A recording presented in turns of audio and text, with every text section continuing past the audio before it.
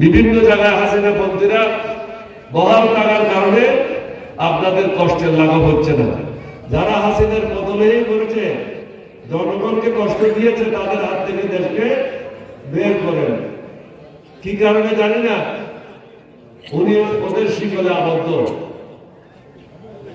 যারা হাসিনার দালাল, যারা জনগণের সাথে মুনাফিকি করেছে, জনগণকে কষ্ট দিয়েছে, জনগণ থেকে থানার থেকে টাকা নিয়েছে, তারা এখনো প্রশাসনের বিভিন্ন জায়গায়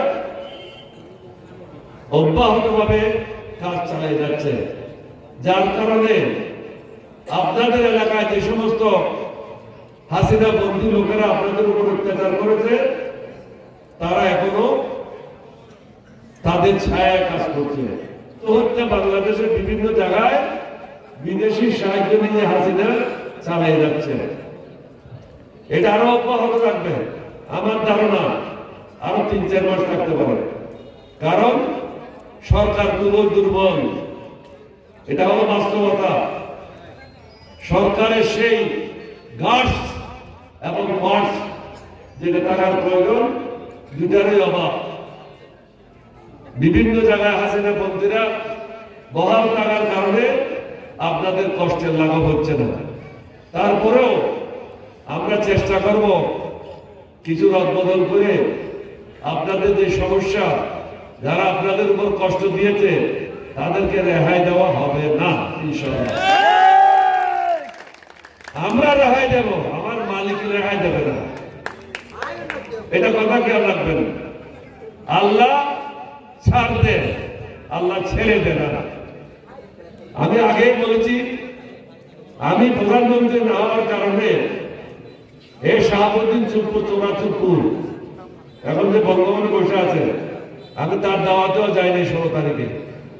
চোরার দাওয়াতে কিভাবে যাব? আপনারা অপমানিত হবেন। আমার জন্য মামলা করেছিল, মামলা ডিসমিস হয়ে যায়। আমার বিরুদ্ধে 3 বার ইনকোয়ারি করেছে, 2013 সালে একবার, 2014 সালে একবার, 2015 সালে একবার। 3 বছর তদন্ত করার পর বলেছেন আপনার বিরুদ্ধে কোনো অভিযোগ নেই। তাহলে এটাই যথেষ্ট?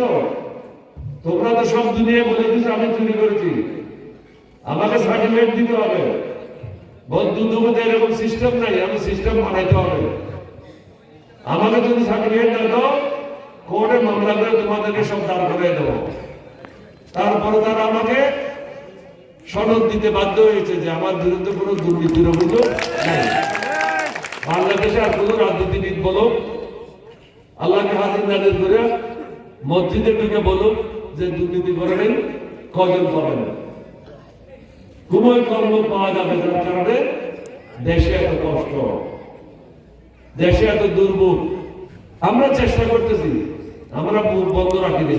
আপনারা দেখেছেন আমি এমপি হলেও আমি বিএনপির বিরুদ্ধেও কথা বলেছি না, বলিনি? বলেছি। আওয়ামী লীগের বিরুদ্ধেও কথা বলেছি, ভয় করে নেই। বুড়াবুড়ি হলো হয়তো জেল পাশে বাংলায় মরত বললেন না, কিন্তু ভাই বললেন না। যখন কোনো অন্যায় করি নাই, ভয়ের কি কারণ আছে? অন্যায় করলে আমার ভয় লাগতো, আমার কোনো ভয় ছিল না, এখনো ভয় নাই, ইনশাআল্লাহ কখনো থাকবে না ভয়। এটাই কি আমরা